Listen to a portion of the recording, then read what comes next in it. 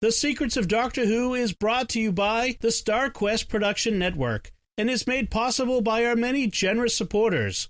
If you'd like to support the podcast, please visit sqpn.com/donate. You're listening to The Secrets of Doctor Who, episode 152. One day, I shall come back. That's it. I've been renewed. Is when a Time Lord's body wears out, he regenerates. I'm a Time Lord. I'm not a human being. I walk in eternity. Bravehearty. Change, my dear, and it seems not a moment too soon. Unlimited rice pudding. Physician healers. Wearing a bit thin. Fantastic. I am Scottish. I can complain about things. Ooh. Should be fine. Hi, I'm Dom Bettinelli, and you're listening to The Secrets of Doctor Who, where we discuss everything about the hit BBC series Doctor Who, and today we're discussing the fourth Doctor story, Terror of the Zygons. Should we put that echo back in again, maybe? Yeah, exactly. Joining me today on the panel, as you've heard, are Father Corey Stika. Hi, Father Corey. How's it going, Dom? Very well, thank you. And Jimmy Aiken. Hi, Jimmy. Howdy, Dom. Folks, I want to start off by encouraging you to write a review of the podcast on Apple Podcasts, which is what it's called now if you have the app on your computer, your new Mac OS Catalina upgrade. There's no longer an iTunes app. iTunes is dead, and there is now a podcast app. So go into the podcast app, search for Secrets of Doctor Who, and write a review. That we would greatly appreciate that. So we're talking about the Terror of the Zygons. Well, we recently talked about Terror of the Autons, which was the third Doctor. Now we're talking about the Terror of the Zygons, which is the fourth Doctor. This is interesting. It's the first serial of the 18th season. I don't have 12th. The exact number. No, here. or 12th or 13th. 13th. Oh, 13th. It was supposed to be the last serial of the 12th season, but the BBC moved it to this season to allow Doctor Who to better compete against the brand new Space 1999 in 1975. They needn't have bothered. Yeah, no kidding. When I was a kid, I have to say, this isn't Secrets of Space 1999 because we will never do that, but I really liked it.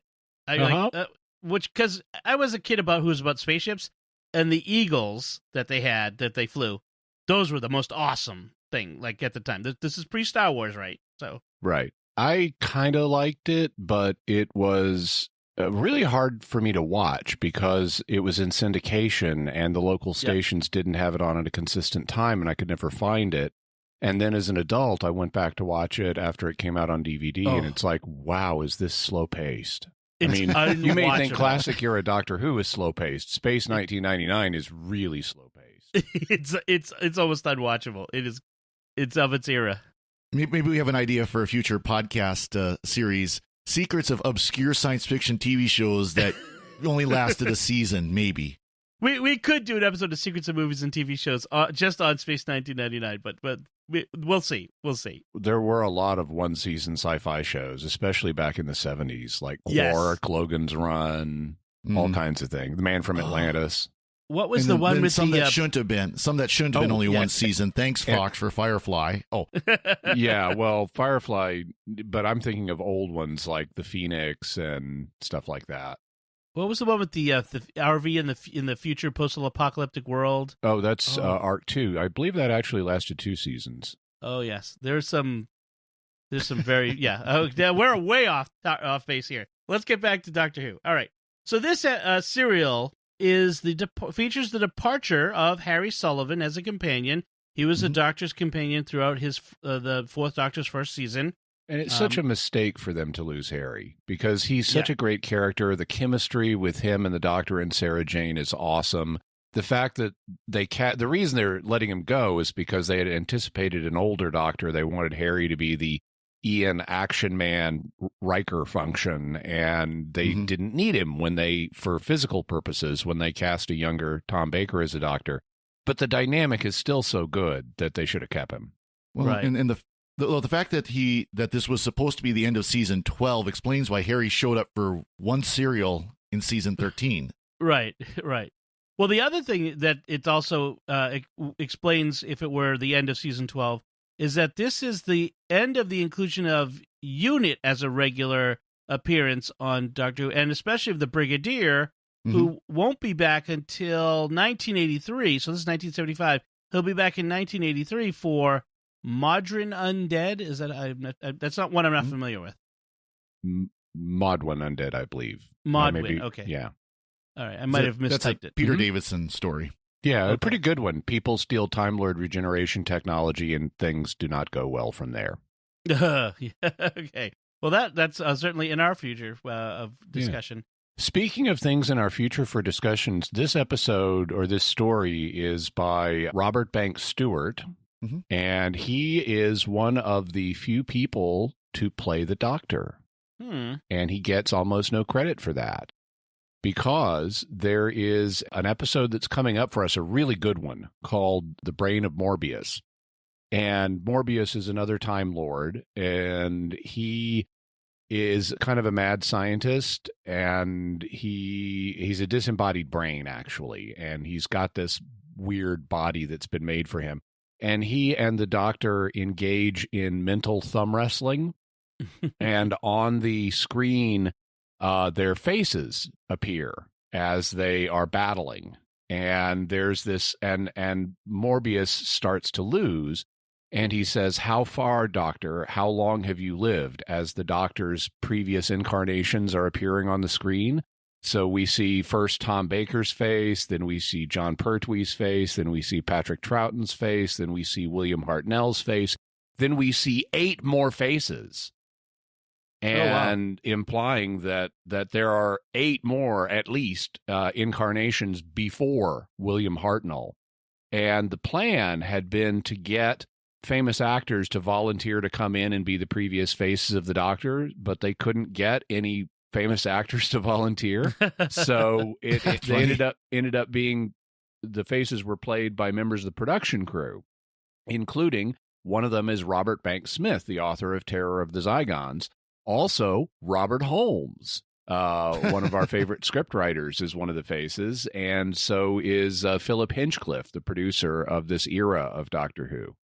And the intention now, because they later imposed the Time Lords can only regenerate 12 times without an additional cycle of regenerations thing, the status of these faces is debated. But the production crew has made it clear that these were intended to be the Doctor's previous faces.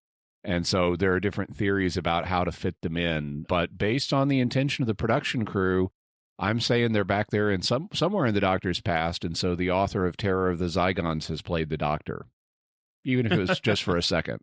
Yes. That's funny. So, and like I said, we are losing. This is the Brigadier's last appearance for a while, and last regular appearance. The Doctor is sort of moving on from Unit as a regular part of his stories, and this also features the Zygons for the only time in Classic Who. This is their only story in Classic Who. We'll see them again in New Who with the 12th Doctor, which is going to be quite a while. And allegedly better makeup, which I don't actually think is better. I like this original makeup better. It looks more organic. It looks less like, it looks gooier. It looks less like it's just stamped out of whatever kind of plastic it is. Yeah, and that's one thing I like about the Zygon look as a whole, is everything looks very alien, organic, kind of, just very different than anything else that they've done on Doctor Who before, and in some cases even since. Yeah. Although their faces have a bit of a Jim Carrey as the Grinch look to them. I don't know if you noticed that. That jumped out at me.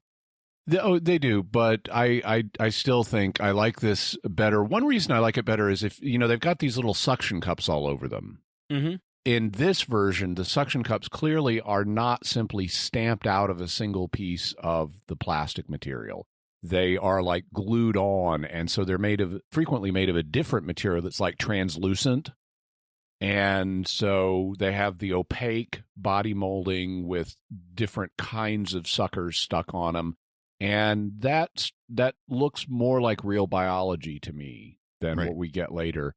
And it looks slimier than the newer ones. And their whole thing, I mean, they're obviously an aquatic life form or they wouldn't have these suckers. So that slimy look to them and their technology makes a lot of sense. Yes, the technology made me uncomfortable, the way that you had to kind of rub it. It was very weird.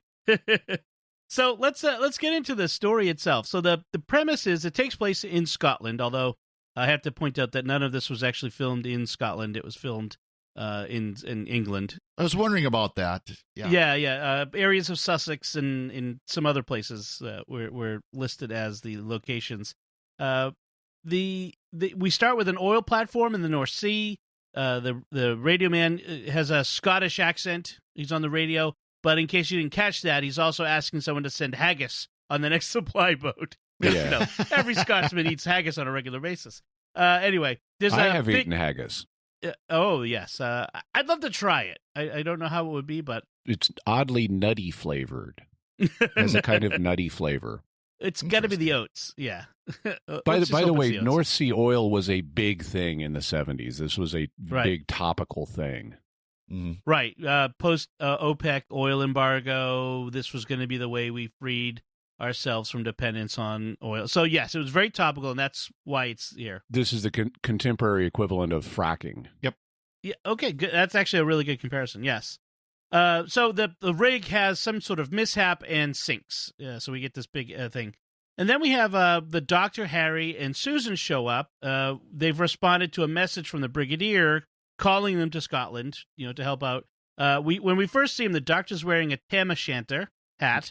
And a tartan scarf. In a tartan scarf. While Harry is wearing the Doctor's scarf, which is not fun. And Sarah Jane is wearing the Doctor's regular hat. Right. So a lot of fun there. Apparently, the call, when they were called, that bit was filmed and shown at the ending of a TV special called the Disney Time 1975, which was broadcast a few days earlier. So it was designed to tie into the beginning of this serial. It showed the Doctor receiving the message from the Brigadier. So the idea of like the little webisodes that they've been doing now with Doctor Who isn't a new thing. They just, of course, didn't have the web to do it at that point. Exactly. It's a crossover or a mashup or something. I don't know what the content, I didn't find anything about it online, what the content of Disney Time 1975 was, but apparently maybe the Doctor is a Disney prince. Yeah, exactly. Technically. Yeah. Well, of course, I don't know about you, Don, but, I watched this through BritBox, but I wonder if you had the DVD version of this, if it would have that as an insert. Oh, yeah. Jimmy, did you watch this on DVD? I have it on DVD, but I watched it on Amazon. Okay. All right. So that's curious. Maybe someone who has the DVD could check for us next time you do and see if that bit is on the DVD. That would be funny. Yeah, it would be interesting to see. Yeah. So they show up, they get a ride from before we get the ride, let's talk about because we don't see that part yet. The Brigadier is in this Scottish village, wearing his kilt. He's got native because he is Lethbridge Stewart. Yeah. He is Scottish. Yeah. And in honor of that, I am also wearing a kilt right now. Oh, excellent. Nice. Yeah, I'm not wearing any pants, but Stuart that's Tartan, something else. So. So they're at this inn. The landlord of the inn, named Angus, is driving everybody crazy with making a racket playing his pipes in the other room, Scotland the Brave, which is awesome. You got to make sure it's Scottish. His name is Angus and he plays the pipes. I mean, You really can't get much more Scottish than that. Angus McRanald.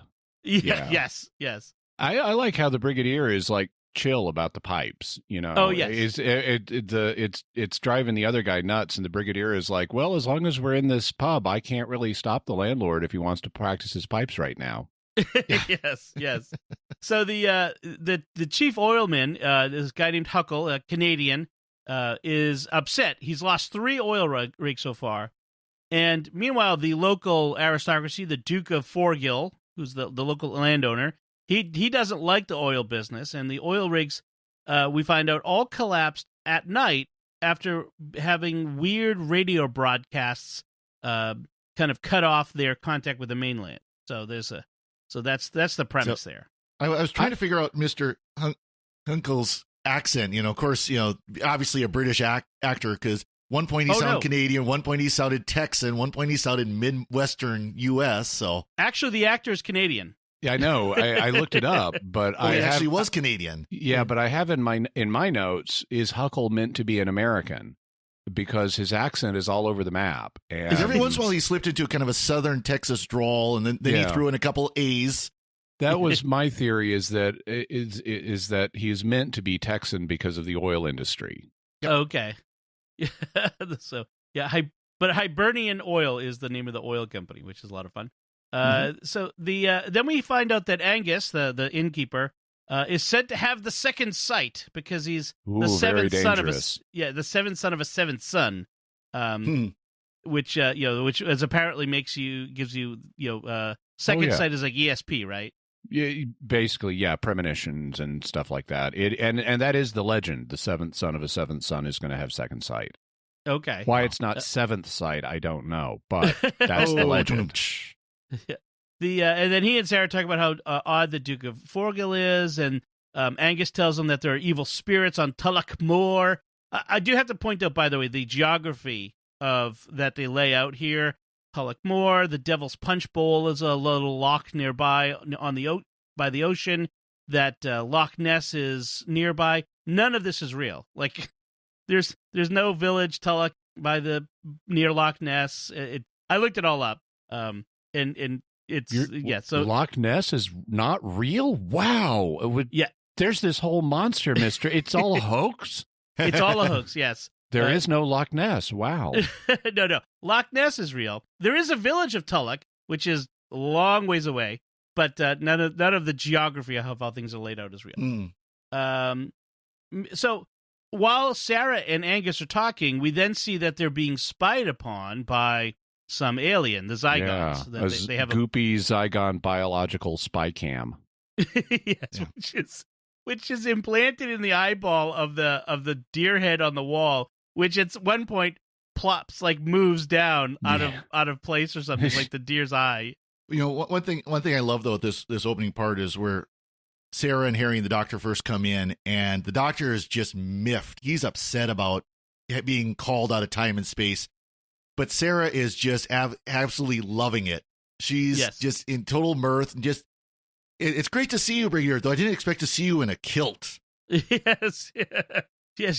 She's enjoying being in Scotland and seeing them all in their way there in Scotland. But I think that scene really shows why Sarah was such a beloved companion of for throughout Doctor Who history, and to this day is still considered one of the most beloved companions, because she had of course she had the intelligence and everything, but also had the humor that could really match Tom Baker's. Right. She could keep up. I mean, that's the thing. I mean, the personalities of the actors playing the Doctor often are so big that it was tough to have any companions who could keep up on a regular basis. I mean, the whole Perry Sixth Doctor thing we've talked about at length. I mean, she just is overwhelmed by him. But in this case, the Sarah Jane is the equal of the Fourth Doctor very clearly here. Right. So we have a man who washes up on the shore from the oil rig, the one that just was destroyed. A survivor. Harry finds him, and the man manages to tell Harry that the rig was attacked, but before he can say more, the Duke's man called the Caber shoots the rig worker with his rifle from a distance, and then shoots Harry. And this had been set up before. The Duke of Forgill, who we're told has not been the same since the oil companies came. So that's our first clue that something's up with the Duke. Yes. That he's warned the oil men in our presence that if their men continue to trespass on his land and poach on his land, they will be shot, and I'm not joking. Right.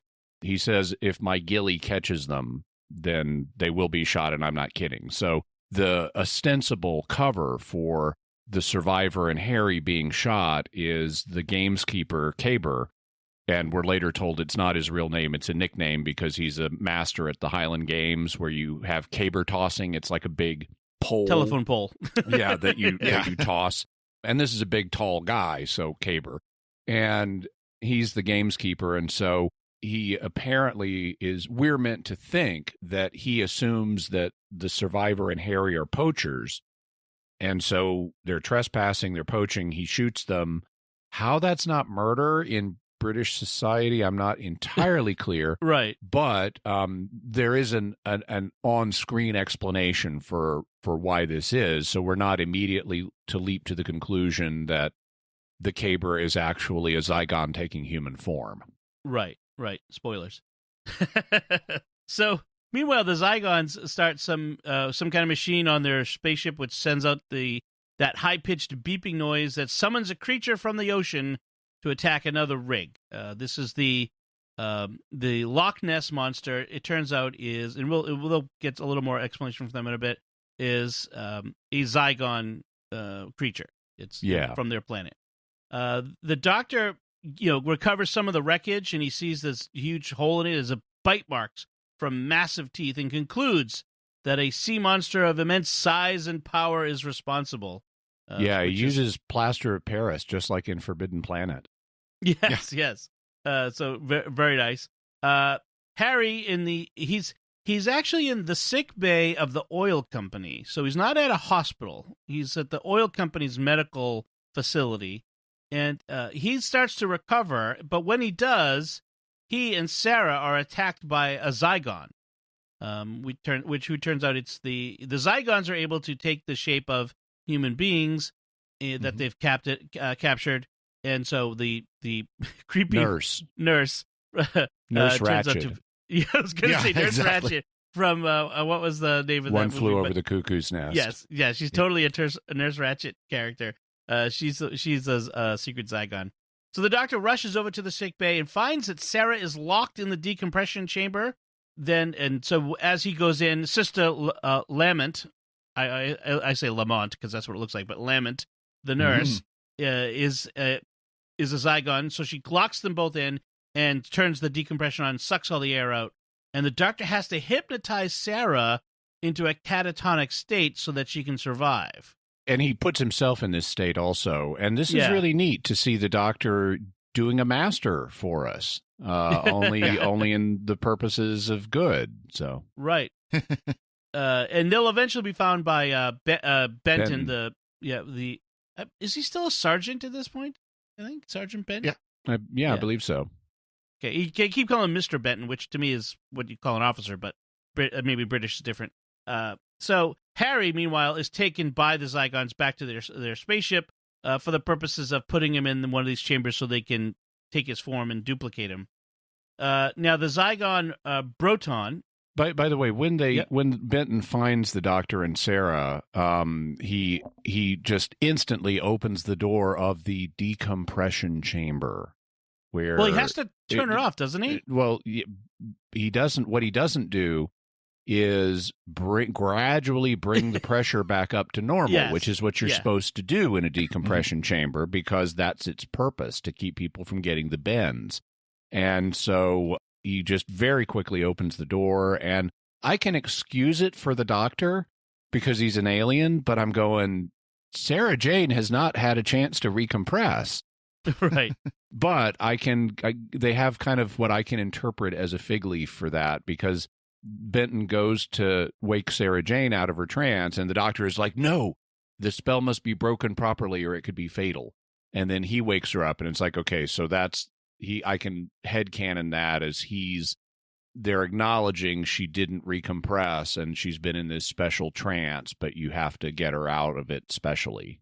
And doesn't he say at this point that it's not like a special Time Lord thing? It's something he picked up from a Tibetan monk? Yes. This trance? Yeah. So Broton explains to Harry that their ship crashed on Earth centuries ago, and they've just learned, and so they've been hiding on Earth all this time. And they've just awaiting learned, rescue. Yes, we're waiting rescue. That their planet has been destroyed, so rescue is not coming. So now they're going to take over Earth, and he shows Harry this massive underwater creature they call the Scaracin, but that we call the Loch Ness Monster, and it reveals to us that the Zygons live off the Scaracin's milk to survive. I know. I love that. What a weird detail. Yeah. But of course, you think about that. Now, this is their food source, their only food source, and they use it to kill people. To send it out to attack. Yeah, well, they've made it an armored cyborg of devastating power, so they apparently don't think their milk is at risk. Yeah, they can. Yeah. I like how as soon as they explained that, so a star went nova, and that's what killed their planet. And so they say, therefore, we must make your planet ours. And Harry is instantly like, why? Why must you make this planet yours? And that's the exact solution to the new Who Zygon invasion, Zygon inversion, that we can actually live together peacefully. They don't have to make this planet theirs. Right. Yep. Right. Yeah, no, this whole thing, like, where Who constantly has this thing where, remember, the Sontarans wanted to take over Earth as their breeding planet. Like, all these different aliens want to take over Earth and use it as their new home. And it's like, well, we got some spare space over here for you. I mean, there can't be that many of you. Just live over there. So back at the inn, the Brigadier and the other unit soldiers are incapacitated by some kind of gas. Later, Huckle will come in and find them passed out. It turns out that the whole village is affected. This fog rolls in, and the monster comes out of the fog and takes a big chunk out of one of the unit's soldiers, unfortunately. And this is how the monster manages to get from the lock to the ocean unseen. It has to cross over land near the village in the day. In the day, yes. So Harry is taken for duplication. We see the nurse, the Duke, and the Caber are all in alcoves already. And so Zygon Harry goes to the inn to get this signaler that that the doctor found, this little device. Yeah, looks like a little organic salt and pepper shaker. Yes. And kind of like a little Dalek. Yeah. It's a homing beacon for the monster. It's you put it on whatever you want the monster to attack, and when you turn it on, that's what will happen. So the Zygon Harry, goes to get it, shoves Sarah aside, totally out of character for Harry. So very clearly not Harry. So Sarah gives chase, and the Zygon is apparently in terrible shape because Harry is huffing and puffing as he's running away. He can't manage to get away from Sarah. I thought that was amusing. He attacks Sarah in a barn. He tries to hide in a barn. With a pitchfork. This is like a crazy game of Clue. Yeah. Yes. Sarah in the barn with a pitchfork. And he attacks her, falls off the hayloft, and is killed. And the other Zygons make him disappear before Sarah can get the unit soldiers to come and see. I like the name of this because after the fact, they give this Zygon a name. The name is Murdler. And it's like, did you just take the word murder and shove an L into it, and that's how you got your name? That's right. It's like a Batman villain name, actually, from the classic Batman. The Murdler. Exactly. It's the Murdler. So the Zygons, they activate the call signal. The doctors get holding on to this signaling device, and the Zygons activate it to have the monster come and attack the doctor. So he leads it off onto the moor, while the Brigadier he sends him to track down where the signal's coming from. Yeah. What bad luck! The Land Rover that the doctor is driving across the moor, it breaks down, so now the doctor has to take off on foot. And that's very 1970s. I mean, there were all kinds of cars breaking down like crazy in the 1970s. That's not unrealistic. See, he should have took one of the left-hand drive Jeeps, because it was made in America because it was left-hand drive. That's right. Left over from World War II. Now, here we come to a point where I thought was awesome, because they've established that the Zygon technology is part technology, part biological. And they even established it for the little salt shaker, because Sarah Jane saw it move on its own. It was like crawling along a tabletop. And the doctor interpreted it as this is some kind of creature that they've retrofitted to be their signaling device for the monster. And so when he's on the run, after the Land Rover is broken down, and we see Land Rover very clearly, the corporate logo, in the front of our screen. When his Land Rover breaks down, he takes off and runs from the monster, and he decides at one point he's not making enough time. The monster's going to catch him and eat him, so he needs to throw the signaling device away. So he reaches into his pocket and it bites him. And when he's clearly in pain. It's like this thing has bitten him. He pulls his hand out, and now the salt shaker is stuck to his hand. So this is exactly what happens when a lancet liver fluke, as we talked about in the Mind Control Parasites episode of Jimmy Akin's Mysterious World. This is exactly what happens when a lancet liver fluke gets inside of an ant. It makes the ant crawl to the top of a blade of grass and bite down and hold itself there in place, waiting for a cow or a sheep to come along and eat it, so that the lancet liver fluke can get into the digestive tract of the cow or the sheep, where it completes its life cycle by reproducing. So that's totally my interpretation of what is happening here. The Zygons have got a mind control parasite inside their salt shaker thing that's making it bite down on the Doctor, so that the Loch Ness Monster will come and eat him, so that the Zygon liver fluke can get into the Loch Ness Monster's digestive tract and complete its life cycle. And this theory is totally validated by the end of the episode, where the Loch Ness Monster eats the salt shaker. Yep. Yes, it's true. It's true. It really, really wants to eat this salt shaker. Which is also device. Signaling it. It's just like leucochloridium paradoxum causes a snail to come up on the surface of a leaf, and then its tentacles pulsate as a signal to birds to come get it. And and that's also happening here with the weird radio signals that are attracting the Loch Ness Monster. Mind control parasites in Doctor Who. That is totally it.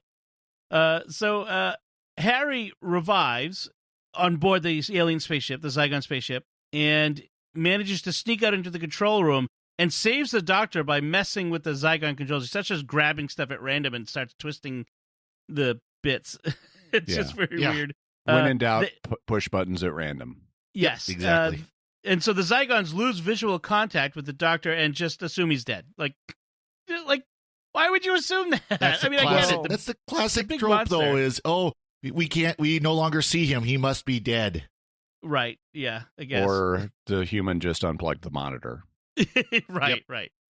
So the Brigadier and Sarah Jane figure out that the signal is coming from Loch Ness, that in the water, the originating signal, and then they find the Doctor, on the moor. They track him down, and he identifies the Scarrison as a cyborg, and so he also takes him to Forgill Castle, where the Duke is. And because it's the 1970s, the Doctor has to explain to the Brigadier what a cyborg is. Right. A combination of organic and mechanical. So they tell. So it turns out the Duke is living there alone. All of his servants have left his service because he's a Zygon and he drove them away, which is what we know. So it's just him and the Zygon Caber left there. They tell the Duke that there's a monster in Loch Ness that moves via an underground river to something called the Devil's Punch Bowl, a lake near the village, and from there to the sea, and that it's controlled by aliens because, Jimmy, it's always aliens. Yeah. That's right. When we do our Loch Ness Monster episode of Jimmy Akin's Mysterious World, we'll have to bring that up. The cover for this episode, it needs to be that guy with the wild hair, the meme. I'm not saying it's aliens, but it's aliens. But it's aliens. That's right. So, meanwhile, the nurse Zygon kills Angus, who had found their bug. They were looking for the bug. He saw the deer's eye move, and that. Yep. Yeah. And so the Zygons had dispatched the disguised Zygon to get it back before it's discovered. Benton and the other unit soldiers chase the nurse, the Zygon, into the woods and shoot her. Wow, like a bunch of times. Yeah. But then this stupid unit soldier lets the nurse Zygon clobber him with a rock while he's examining the gunshot wound. Gee, I wonder how she got a gunshot wound. You are a unit soldier. You are aware of aliens, right? Yeah, exactly. So she gets away. It gets away. Sarah, now alone in the castle library, looking for information among the Duke's library of myths and stories about Loch Ness. She finds a secret passage, and apparently... And I know they hang a lantern on this, but yes. It's like, why do you leave this woman alone with Exactly. your secret panel books, with the trigger apparently up in the area she's just asked to examine? Yeah. Right. Well, and then they comment later, oh, she's more intelligent than I thought. Yeah. No, she just stumbled across something you were too stupid to let her near. Yes. She's not an idiot, basically. like Yeah, the exactly. Zygon is. Yeah. So the tunnel leads to the alien ship somehow. That put a pin in that one. There's a tunnel. Maybe there's an airlock or something into the ship or something. She finds Harry, but she won't let him out until she's sure it's him this time. And this is so awesome. He's like, what's the matter with you, old girl? And as soon as he says old girl, she knows he's not an alien. And for the first time ever, maybe, she's happy to have him call her old girl. That is great. I'm glad they got it in one more time for Harry on the show. So they meet up with the Doctor and the Brigadier back in the library, but the Doctor runs past him down the tunnel, and they hear him scream, which is amazing. And then the Zygons appear to say that they're leaving, and they're taking the Doctor with them. For reasons. Yep. And this naturally leads to the Brigadier deciding we need to start depth charging the lock. And I have to say, the explosive effects of the depth charges were pretty darn good. They were dropping some serious TNT in the water wherever they were filming that. Oh yeah, you can watch the physical non-CGI birds flying off in a panic. Yeah, exactly. Yeah, it was there was some pretty serious explosions in that water. So the Zygon ship takes off comes up out of the lake and heads south and lands elsewhere, but in a quarry, because In a quarry, of course. they always have to land in a quarry if they're not underneath a lake. And it's so great that we have a disused quarry that is doubling as a disused quarry. Yeah, That's you actually right. see the quarry equipment sitting there. Yes, it's not an alien planet; it's a quarry. Yeah.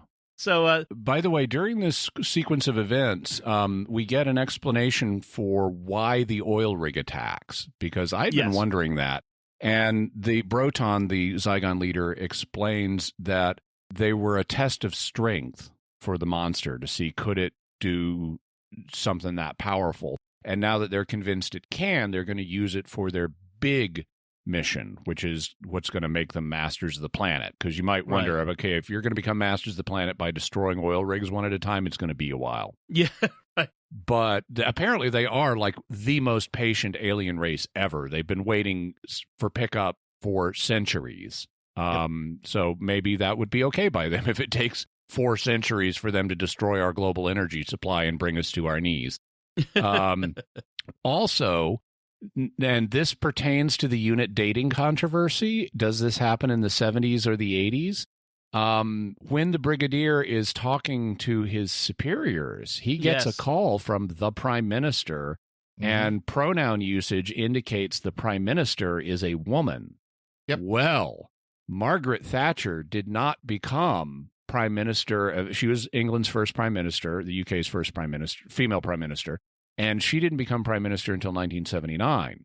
Yep. So this is a 1975 story, and when it was broadcast. She was head of the Conservative Party at the time, but not yet Prime Minister. And so that's a clear indication this is meant to be set in the future when Britain did have a woman Prime Minister, because they hadn't at this point. It would be like having a story on American television with a woman president. That hasn't happened yet in America. So it has to be the future or an alternate reality. Right. So I thought that was interesting. And I also wondered if they were suspecting that, you know, we've got a female head of the Conservative Party and they could come to power again one day. It might be her. So we might be entitled to infer that it is Margaret Thatcher he's talking to. Yes. Or they saw the second sight, saw the future. Yeah, Exactly. So the Zygon Broton does what all villains do, and he starts monologuing to the Doctor to reveal the plans to reshape the Earth to be more like the lost Zygon planet and make it a home for Zygon refugees who are due to arrive in, a couple centuries. So they get time. Very patient alien race. Very patient. The Doctor manages to short-circuit the comm system on the alien spaceship to send a signal that unit can track. But he becomes the fuse or bridge between these systems. Yeah. And ends up Because they're they think he's dead. biological. Yes. So he looks pretty much he's mostly dead. as the Miracle Max would say. But and when he wakes up, it's like, ooh, I'm alive. Cool. Yes. So Broton leaves the ship to go place the activator on whatever their target is going to be. Turns out that the Duke of Forgill, the real Duke of Forgill, is the head of the Scottish Energy Commission, which makes his opposition to oil drilling very strange. That nobody noticed that. Yeah. Also, the real Duke of Forgill is much, much nicer than the Zygon Duke of Forgill. Yes. It turns out. And so what he's going to do is place the activator and have the Scarison attack this meeting of representatives from oil-producing countries from all over the world. And not just oil, but it's the first international energy conference. And it's going to be held on the Thames and at Stanbridge House. So the monster can get right up to it easy using the Thames. And it's of crucial importance because it's the 1970s, or is it the 80s, and we have an energy crisis on. Right, which we did, both. So the Doctor manages to release the Duke and the Caber, and then sets off the fire alarm on board the alien ship, and starts causing havoc, including setting the self-destruct. And they manage to get out just in time before this huge ship explodes. And the Brigadier's solely impressed by the size of the explosion. Yeah. Yes. I love how the Doctor, they get into the control room after they pulled the fire alarm, and they've locked the Zygons out of the spaceship control room, and the Doctor turns to the real Duke of Forgill, the real Nurse Lamont, and the real Caber, and says, "Do you know what this is?" gesturing to a panel. And they're like, "Of course not, you tell us." It's a self-destruct device, and it works like this. Yeah. Now run. Yeah. So, Sarah, Harry, and the Brigadier and the unit soldiers show up just as the Doctor and the others got clear. They realize that the Prime Minister is headed to this First World Energy Conference meeting on the Thames, and so they need and because the real Duke of Forgill could get inside as the head of the Scottish Energy Commission, the fake one can get inside too. So they get to the building and they're searching, and the Doctor and Sarah corner Broton in the basement where he and the Doctor brawl. They have a nice little fight going on there. And the Brigadier shows up and kills the Zygon by once again using that's very iconic Brigadier shooting style of shooting from the hip. Yep. Yeah. I love how the Brigadier just shoots low from the hip. He's so accurate. Incidentally, Broton is killing people in his Zygon form just by grabbing them. And it's like he kills a unit soldier. He's not strangling him. He's just touching him, and the guy dies. Yeah. So, suckers. Oozing organic slime or something on him with poison in it, maybe. Or literally sucking the life out of him. Maybe they're related to the salt vampires on Star Trek. There you go. They could be. Yep. So the Doctor discovers the activator in his pocket. The Broton snuck it in there. Must be some kind of pickpocket trick. And so he takes it to the roof and throws the activator at the Scarison, which is now attacking Stanbridge House. This big monster coming out of the Thames. Throws at the Scarison, which he throws it past it. He's playing fetch with it, and then it gets it and eats it. Yes, and then goes away. Like, bye. Yep. We have a big sea monster rolling around in the Goes back to Loch Ness. Yeah, back to Loch Ness. And so to finish things out, the Doctor takes the Duke and the Brigadier and Harry and Sarah to go back to see the TARDIS up in Scotland. And Harry says he's staying behind. He's done traveling. It's very sort of perfunctory. It's not. It's subtler than that. They're all planning on going back to London, but the Doctor says, "I can get you there 5 minutes ago." But but Sarah Jane is the only one, and her hesitantly willing to take him up on the offer. So in story, Harry was not meaning to leave the crew at this time. He is just, we're all going back to London, but the Doctor is going to take the TARDIS. The three of them are taking the train, and the Doctor is taking the TARDIS in theory. Now, odds on the TARDIS actually landing in London in the next story? Yeah, very low. Spoiler alert, 0. Yeah, Sarah does say, "Just a minute, Doctor. I thought you couldn't do that, which is go directly to London and be there 5 minutes ago." He says, "Of course I can." And he says to the Brigadier, "Coming? No, thank you." And Harry says, "I think I'll stick to it." And Sarah even hesitates for a second, and then she says, "Providing we go straight back to London." "Oh, yes, we will. I promise." Yep. And then I like what the Duke says here too. He says, "Well, I'll be. Do they have return tickets? Like, did they already have tickets back to London on the train?" And the Brigadier says, "Yes, I imagine so." And the Duke says, "You should have taken them and got your refund, man. You should have got a refund on those tickets. I thought you were a Scotsman." A frugal Scotsman would have taken those return tickets and got his money back. So that's good. And that's where we end. And, we're presumably the next time, as you say, Father Corey, they don't go back to London, not for a while. So that's the end. So would you have any other notes that we didn't cover? Anything left that Father Corey? Just a couple of things. First of all, I got a kick out of Sarah, definitely showing, an episode of the time. She's sitting there with a manual typewriter, and she's got the eraser pencil. And if you've ever done, typing before we had, correction tape, you remember those eraser pencils that you had to, you rubbed it out, and then you had the little brush on the other side. So she had that stuck in her mouth as she's typing.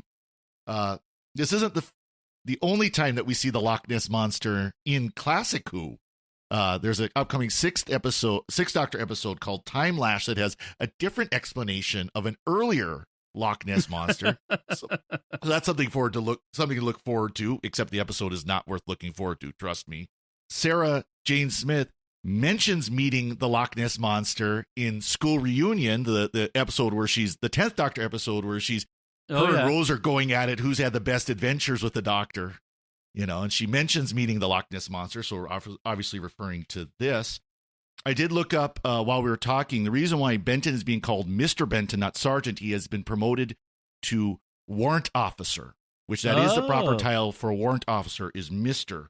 But he is then also known as Regimental Sergeant Major.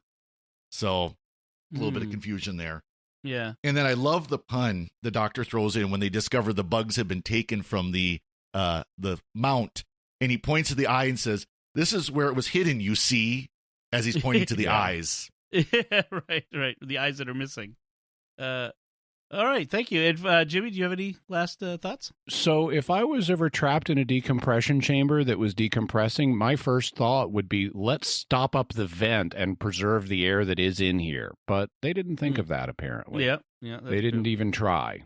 I also thought that even though I like the Zygon technology and costuming in this, in fact, I like the costuming better than the later costuming, as I mentioned, but the least successful thing in terms of that is the Loch Ness Monster itself.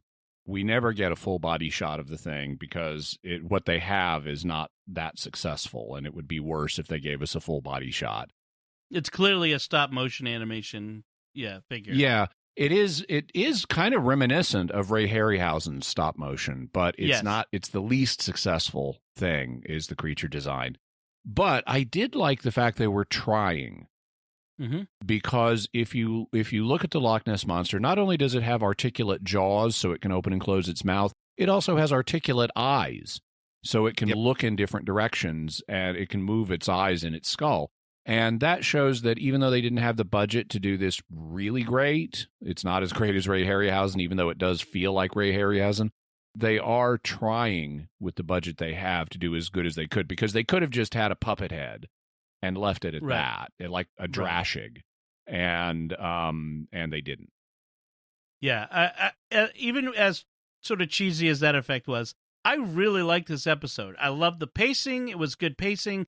The humor, the story. I thought a lot of that was really well done, and I was very happy with it. With how it all came out, so it was a lot of fun to have this story, and then So that's and I don't think we mentioned, by the way, the name of the Loch Ness Monster was a Scaracin. Yeah, Don mentioned that.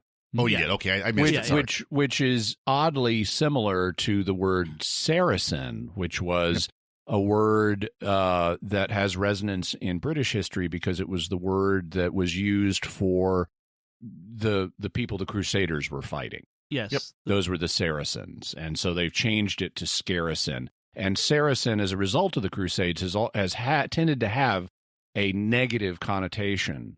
In fact, there are, like with stone circles, the big stones are sometimes called sarsens, And it's thought that that may also be derived from Saracen, because farmers would have these big stones they had to deal with in their fields. And it's like, oh, that Saracen stone, that Sarsen stone. So Scaracen, scary Saracen, maybe. Okay, Yeah. we'll see. All right, so let's wrap things up. I want to take a moment to thank our patrons who make it possible for us to create The Secrets of Doctor Who, including Laura H., Dave D., Catherine O., Rhea B., and Jack D. Their generous donations at sqpn.com/give make it possible for us to continue The Secrets of Doctor Who and all the shows at StarQuest. You can join them by visiting sqpn.com/give. All right, so that's it from us. What did you think of the Fourth Doctor's story, Terror of the Zygons? You can let us know by commenting on the show at sqpn.com or at the Secrets of Doctor Who Facebook page, or sending us an email to doctorwho@sqpn.com. We'll be back next time when we'll be discussing the 10th Doctor story, The Stolen Earth. That's the penultimate episode of the fourth season of the New Who. So until then, Father Corey Stika, thank you for joining me and sharing the Secrets of Doctor Who. Well, thank you, Dom. And Jimmy Aiken, thank you as well. Thanks, Dom. And once again, I'm Dom Bettinelli.